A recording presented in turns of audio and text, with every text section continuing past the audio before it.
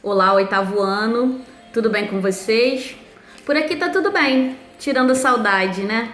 Mas daqui a pouco isso tudo vai passar. Então, na nossa videoaula de hoje, eu vou falar um pouquinho sobre a nossa prova. Nossa prova vai ser dia 8/5, semana que vem.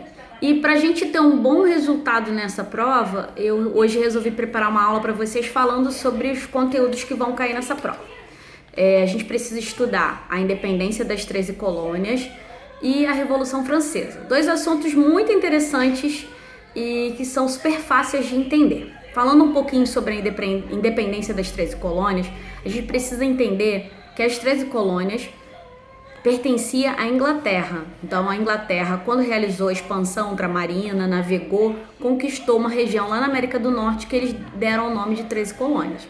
Essas 13 colônias tinham uma vida bem tranquila, bem à vontade, porque a Inglaterra vivia um período bem conturbado, envolvidos em guerras, então eles não se preocupavam com as 13 colônias. Só que quando a Inglaterra começou a se preocupar com as 13 colônias, começou a querer explorar as 13 colônias, essa situação não foi bem aceita por quem morava nas 13 colônias, tá? Então eles resolveram organizar um movimento para se libertar, para conquistar a independência deles, tá? Então, com relação a isso, os Estados Unidos, antes de virar um país, pertencia à Inglaterra, tá? Então, assim, só para falar um pouquinho sobre essa liberdade, quando isso começou a acabar, quando a Inglaterra começou a pressionar as 13 colônias, cobrando altos impostos, criando leis, isso é que começou a incomodar quem morava nas 13 colônias e aí que nasceu o desejo de cortar a ligação, né? Cortar a dependência, cortar a exploração que a Inglaterra realizava nas 13 colônias, tá? Então eu preciso que vocês olhem lá na página 39, tem uma série de leis. Essas leis, elas foram a gota d'água para começar o processo de independência. Foi a lei do selo, a lei do alojamentos, lei do açúcar, lei do chá, lei dos intoleráveis, que eles chegaram até fechar o porto de Boston.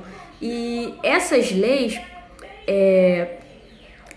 mostravam que a Inglaterra ela queria, né, explorar cada vez mais as 13 colônias. E os colonos, quem morava nas 13 colônias, já não queriam mais isso. Aí vai começar um movimento, eles vão começar a organizar um movimento de luta, né, pela independência das 13 colônias. Só para lembrar, esse movimento de independência das 13 colônias, ele foi todo motivado e inspirado nas ideias iluministas. Então, lembra dessas ideias iluministas que a gente estudou lá no capítulo 1? Essas ideias foram, assim, a inspiração para o movimento de independência, tá?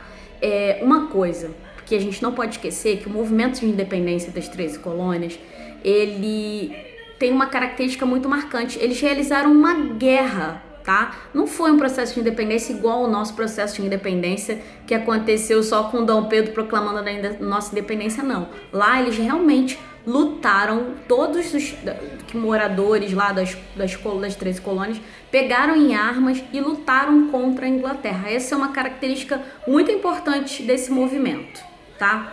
Então preciso que vocês deem uma olhadinha nesse capítulo aí, porque vai cair na prova, tá? Outra coisa que vai cair na prova é a Revolução Francesa, que é um capítulo super extenso, mas que, assim, super bacana para estudar também. Eu adoro a Revolução Francesa, vocês sabem disso, né? E a Revolução Francesa, para entender, precisa entender que a França era uma sociedade dividida em estamentos, em estados. Tinha o primeiro estado, o segundo estado e o terceiro estado. O primeiro estado era o clero, tá? Era uma minoria, tinha poucos membros da igreja naquela época.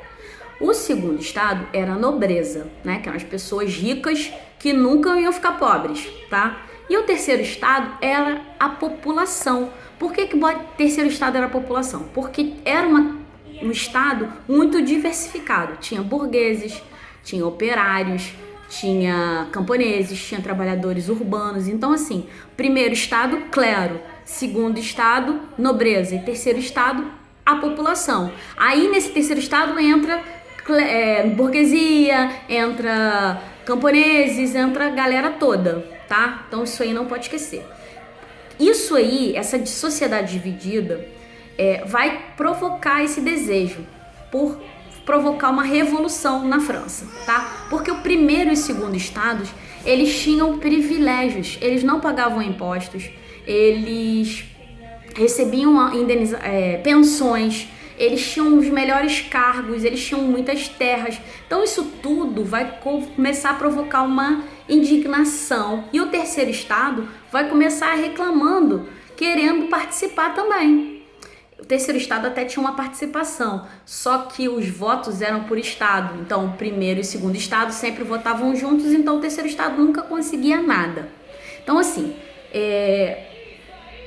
uma das coisas que marca o principal acontecimento que marca o início da Revolução Francesa, o episódio que marca o início da Revolução Francesa, é a tomada da Bastilha. Eles invadem a fortaleza, a Bastilha, e ali começa esse período, começa a Revolução Francesa. Outra coisa que eu preciso que vocês também estudem é que teve um período, né, os partidos envolvidos na Revolução Francesa, né? Tinha os jacobinos, tinha os girondinos e tinha o Pântano. O Pântano era aquele partido sem indefinição política, já falei isso com vocês. Então eu vou focar mais nos jacobinos e nos girondinos. Os girondinos, eles eram os conservadores, eles queriam o voto censitário, eles eram a alta burguesia.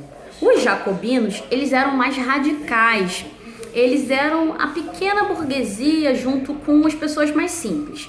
Eles já queriam o voto universal, que todo mundo votasse. Então vai chegar um momento da Revolução Francesa que eles vão ficar disputando no poder, tá? Que os jacobinos, a República Jacobina é aquela fase do terror, né?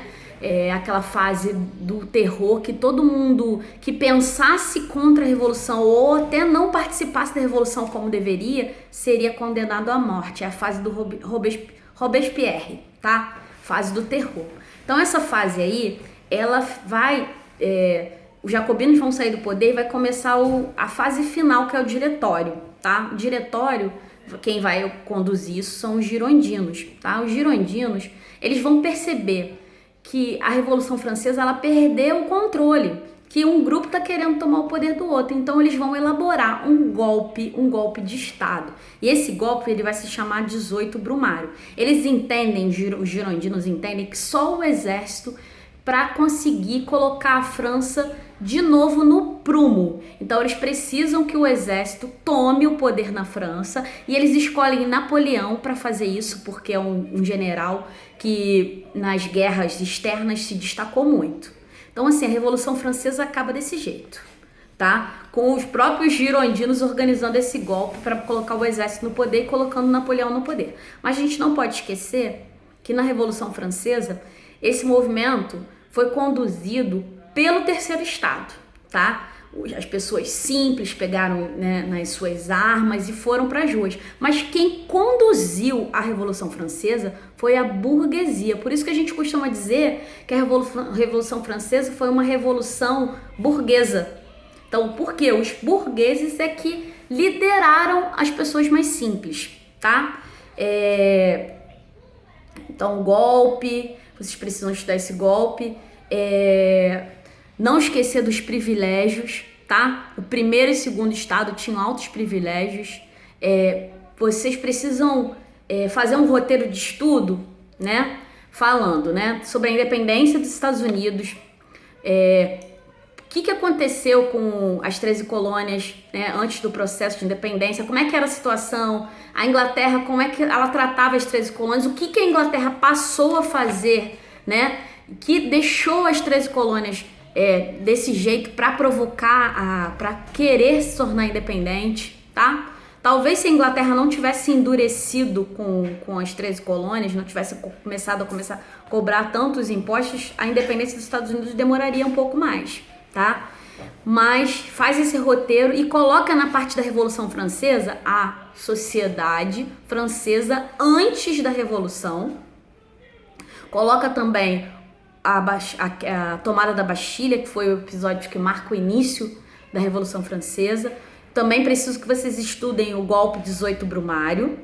Os partidos envolvidos na Revolução Francesa, principalmente os jacobinos e os girondinos, e todos esses privilégios que o primeiro Estado eles tinham, e também eu quero que vocês estudem o que o terceiro Estado reivindicava, tá? O que eles queriam para melhorar, o que eles, né, tanto sonhavam que a Revolução Francesa conquistasse, atingisse. Só para não esquecer, o rei foi guilhotinado, né, foi condenado à morte, e isso tudo foi uma prova de que eles não queriam que o absolutismo voltasse a ser uma forma de governo na França. Então, bom estudo para vocês. Acredito no potencial de vocês. Qualquer dúvida pode mandar mensagem, e até a próxima aula, e vamos estudar, tá? Pra gente fazer uma ótima prova. Um beijo e até a próxima.